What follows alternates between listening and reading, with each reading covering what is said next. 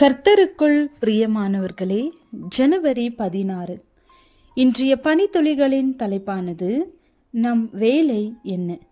வசனம் தானியேல் 12வது அதிகாரம் 3வது வசனம். அநேகரை நீதிக்கு உட்படுத்துகிறவர்கள் நட்சத்திரங்களைப் போலவும் சதா காலங்களிலும் பிரகாசிப்பார்கள். யார் ஞானவான்கள்? ஆத்துமாக்களை ஆதாயப்படுத்திக் கொள்ளுகிறவன் ஞானமுள்ளவன். நீதிமொழிகள் 11வது அதிகாரம் 30வது வசனம். முக்கிய வேலை இதுதான், செய்வோமா? ஊழியம் வேண்டுமென்று ஆசைப்பட்டவர்களிடம் நீங்கள் எதற்காக ஊழியம் செய்ய விரும்புகிறீர்கள் என்று ஹட்சன் டெய்லர் கேட்டார். அவர்கள் சொன்ன சில பதில்களை பாருங்கள். நான் ஆண்டவருக்காக ஏதாகிலும் செய்ய வேண்டும். 2வது, உலகம் முழுவதும் கிறிஸ்தவர்களால் நிரம்ப வேண்டும். 3வது, திருச்சபை வளர வேண்டும். 4வது, காணிக்கை பெருக வேண்டும். 5வது, ஆலயம் நிரம்பி வழிய வேண்டும். இது போன்ற காரணங்கள் தவறானவை என்று ஒதுக்கிய டெய்லர் சரியானது என்று ஒத்துக்கொண்ட காரணம் எது தெரியுமா? மனிதர்கள் தங்கள் பாவங்களிலிருந்து விடுதலை பெற்று தேவனை அறிந்து கொள்ள அவர்களுக்கு உதவ வேண்டும். இதுவே சரியான காரணம் என்றார் ஹட்சன் டெய்லர்.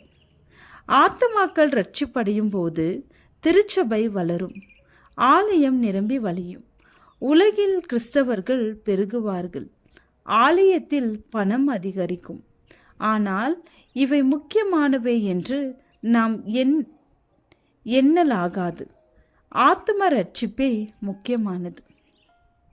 கடைசி கால தேவ மக்கள் இப்படிப்பட்டவர்களாகவே இருக்கிறார்கள்.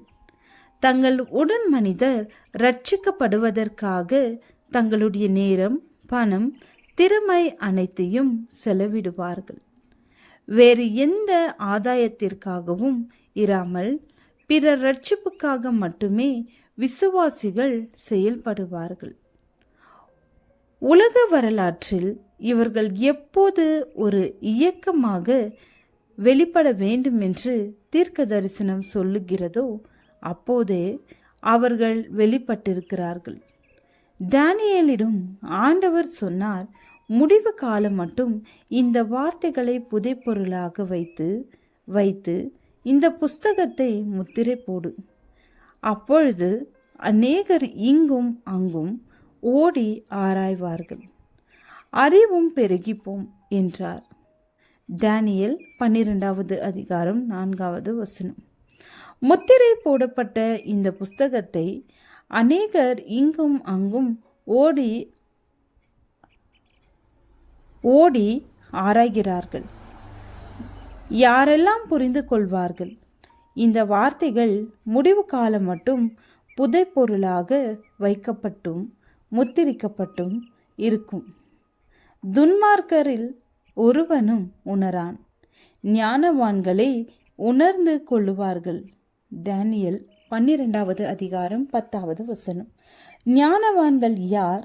இந்த பக்கத்தின் முதல் 5 வரிகளையும் வாசியுங்கள். தேவனே, ஜெபம். தேவனே, உம்முடைய கனமான ஊழியம் செய்ய கிருபை அருளும். ஆமென்.